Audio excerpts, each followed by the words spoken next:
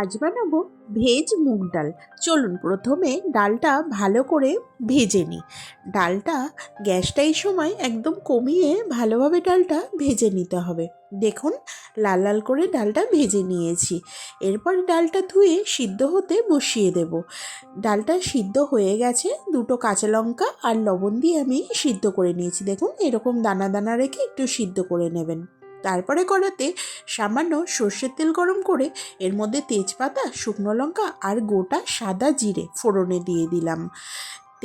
ডালের ফোড়নটা সবসময় সর্ষের তেলই ব্যবহার করবেন। তারপরে সমস্ত কেটে রাখা সবজিটাও দিয়ে দিলাম। সবজিটা আগে থেকে আমি কেটে আর ধুয়ে রেখেছি। এখানে আমি বিনস, গাজর আর ফুলকপি ইউজ করেছি। তারপরে দিয়ে দিলাম সামান্য লবণ। সবজি ভাজার সময় যদি সামান্য লবণ দেওয়া হয়, সবজিটা তাড়াতাড়ি নরম হয়ে যায় এবং সবজির ভিতরে লবণটা ঢুকলে খেতেও ভীষণ ভালো লাগে। লবণটা আপনারা পরিমাণ মতোই দেবেন, কারণ ডাল সিদ্ধ করার সময় লবণ দেওয়া আছে। তারপরে দেখুন কড়াইয়ের মাঝখানে একটু দিয়ে দিলাম আদা বাটাটা দিয়ে ভালোভাবে সবজির সাথে মিশিয়ে নিতে হবে। তারপরে দিয়ে দেব ধনে গুঁড়ো আর হাফ চামচ জিরে গুঁড়ো, সামান্য পরিমাণ করে দিলেই হবে। তারপরে ধনে, জিরে, আদার সমস্ত কাঁচা গন্ধ না যাওয়া পর্যন্ত একটু সবজির সাথে মিশিয়ে ভেজে নিতে হবে।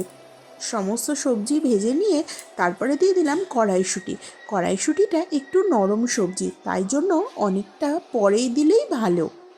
কড়াইশুঁটিটা দিয়ে আবারও সব কিছুর সাথে ভালোভাবে একবার মিশিয়ে নিয়ে এবারে দিয়ে দেব সিদ্ধ করে রাখা ডালটা ঢেলে দিয়ে তারপরে সমস্ত সবজির সাথে একবার ভালোভাবে মিলিয়ে নিতে হবে। এই সময় আপনারা দেখে নেবেন আপনাদের ডালের ঘনত্বটা ঠিক আছে কিনা। যদি একটু জল লাগে এই সময় একটু উষ্ণ গরম জল দিয়েই দিতে পারেন। তারপরে সমস্ত কিছু ভালোভাবে মিশিয়ে ফোটার জন্য অপেক্ষা করুন। 10 মিনিট পর দেখুন ভালোভাবে ডালটা ফুটে গিয়েছে এবং সমস্ত সবজি ভালোভাবে সিদ্ধ হয়ে গেছে। এইবারে একটু লবণটা চেক করে নিতে হবে, যদি লবণ লাগে এই সময় দিয়ে দিতে পারেন।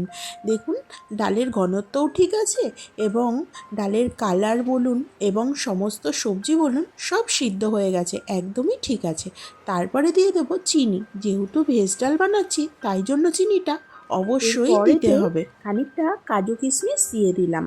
আপনারা কাজু কিশমিশটা চাইলে দিতেও পারেন, আবার নাও দিতে পারেন। তারপরে গ্যাসটা অফ করে একটু গরম মশলা গুঁড়ো আর একটু 1 চামচ ঘি, এর স্বাদ আর গন্ধ এর জুড়ি মেলা ভার, ঘি আর গরম মশলা।